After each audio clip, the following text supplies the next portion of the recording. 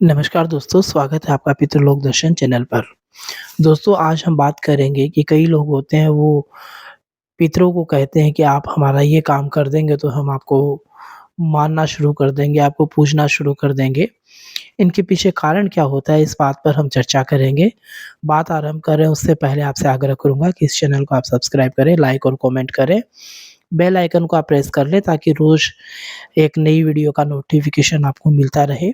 दोस्तों इस चैनल का प्रसारण श्री श्री 108 मक्खनराम जी पीतर जी महाराज का मंदिर, जो कि चूरू जिले में राजस्थान राज्य में स्थित है, यहाँ से किया जाता है। जितनी भी जानकारी हम आपको देते हैं वो सारी की सारी हमारे अनुभव और शास्त्रीय प्रमाणों के आधार पर होती है।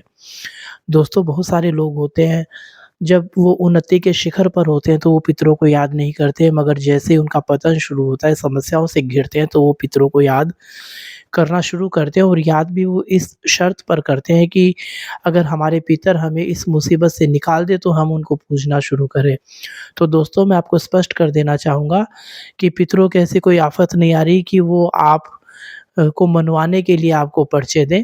ये सारा का सारा आपकी आस्था और आपके विश्वास के ऊपर निर्भर करता है। पितर ऐसे तो है नहीं कि आप उनको याद नहीं करोगे, तो उनका कोई नुकसान होने वाला है, ऐसा नहीं होता है। आप अगर पूरे मन से, श्रद्धा से अगर उनको याद करते हैं, तो पहली बात तो अगर आप उनको नियमित याद करते हैं, तो आप ऐसी समस्याओं में फँसोगे ही नहीं।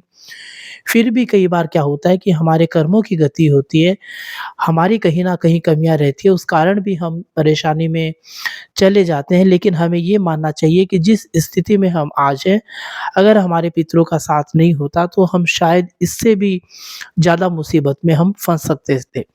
उदाहरण के लिए मैं आपको बताता हूँ, कोई व्यक्ति अगर बाइक के ऊपर कहीं जा रहा है और वो गिर गया, उसकी थोड़ी बहुत खरोंच आई और वो ये सोचता है कि हमारे पितर होते हुए भी हम गिर गए, हमारा एक्सीडेंट हो गया, तो दोस्तों आपको ये सोचना चाहिए कि हो सकता है उस एक्सीडेंट में आपकी जान भी जा सकती थी। आपके पितरों ने ही आपको बचाया हो। तो हमेशा आप पॉज़िटिव रुख रखें, पॉज़िटिव सोच रखें, पितरों के प्रति श्रद्धा रखें, क्योंकि जो पितर होते हैं वो केवल और केवल आपकी श्रद्धा के ही भूखे होते हैं, श्रद्धा से ही वो प्रसन्न होते हैं। अगर आप उनको चैलेंज करने का प्रयास करते हो, तो आप सफल होने वाले नहीं हैं, बल्कि आप और समस्याओं में ही फँसेंगे। मित्रों के प्रति मन में हमेशा एक आदर भाव बनाकर रखें और उनके प्रति आप नियमित तौर पर दान पुण्य करते रहें, बहन-बेटियों को आप उनके निमित्त कुछ न कुछ देते रहें।